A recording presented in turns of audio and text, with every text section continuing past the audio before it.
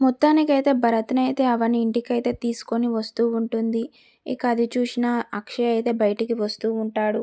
ఇక అవని ఉండి పోలీసులు నా తమ్ముడిని అన్యాయంగా అరెస్ట్ చేశారని అంటూ ఉంటుంది. దానితో అక్షయ్ నోరు మూయి అని గట్టిగా అరుస్తాడు. నీ తమ్ముడు ఒక బేవర్స్‌గాడు, శ్రీరాముడని చెప్పుకోవడానికి స్టోరీలు వినిపించాలని అనుకుంటున్నావా అని అంటూ ఉంటాడు. ఇంకా ఆ మాటకి అవని అయితే షాక్ అవుతూ ఉంటుంది.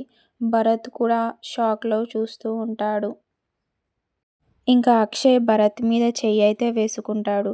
ఇక అందరూ అక్కడికైతే పార్వతి, పల్లవి, శ్రేయ అక్కడికైతే అందరూ వస్తూ ఉంటారు.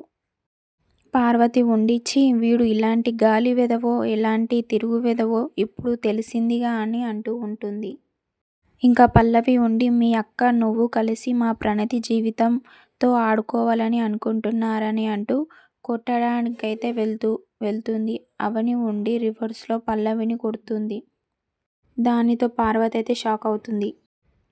పార్వతి ఉండి నా కోడల్నే కొడతావా నిన్ను అంటూ అవనిని కొట్టడానికి వెళ్తుంది.